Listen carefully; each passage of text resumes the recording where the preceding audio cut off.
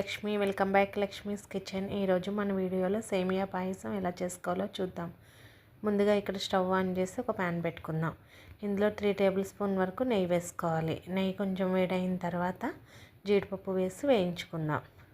ఇక్కడ నేను పూర్తిగా ఆవు నెయ్యితోనే చేస్తున్నానండి. జీడిపప్పు కొద్దిసేపు వేయించుకోవాలండి, గోల్డెన్ కలర్ వచ్చే వరకు.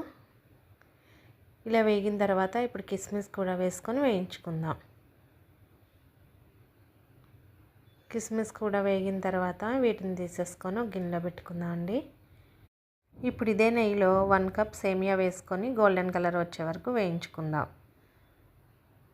ఇలా గోల్డెన్ కలర్ వచ్చిన తర్వాత వీటిని కూడా తీసుకొని ఒక ప్లేట్లో పెట్టుకోవాలి. ఇప్పుడు ఇదే ప్యాన్లో 1 లీటర్ వరకు పాలు పోసుకుందాం.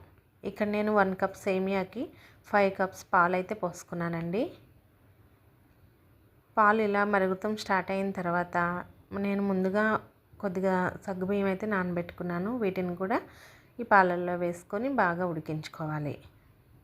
1 కప్ సేమియాకి 5 కప్స్ పాలు పోసుకుంటే ఈవినింగ్ వరకు చిక్కబడకుండా ఉంటుందండి.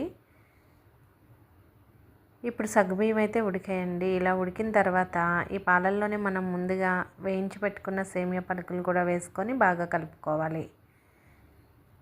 ఈ సేమియా ఉడకడానికి కూడా మనకు ఒక 5 మినిట్స్ అయితే సరిపోతుందండి. సేమియా మొత్తం ఇలా ఉడికిన తర్వాత ఇందులో 1 కప్ వరకు షుగర్ వేసుకుందాం. ఇక్కడ మెజర్మెంట్స్ కూడా నేను చెప్పినట్టు చేసుకోండి. మీకు ఈవినింగ్ వరకు సేమియా అయితే చిక్కబడకుండా ఉంటుంది. ఇలా సేమియా మొత్తం ఉడికిన తర్వాత ఇందులో 1 కప్ వరకు షుగర్ వేసుకొని బాగా కలుపుకోవాలి. పాలల్లో షుగర్ మొత్తం కలిసే వరకు కలుపుకోవాలండి. ఇప్పుడు ఇందులో 1 టేబుల్ స్పూన్ ఇలాచీ పౌడర్ వేసుకొని కలుపుకుందాం.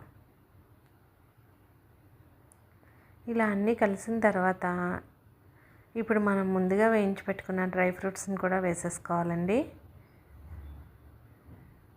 ఈ డ్రై ఫ్రూట్స్ అన్నిటినీ వేసుకొని 1 నిమిషం పాటు హై ఫ్లేమ్లో పెట్టుకొని సేమియా ఉడికించుకుంటే మనకి వేడివేడిగా సేమియా అయితే రెడీ అయిపోయిందండి.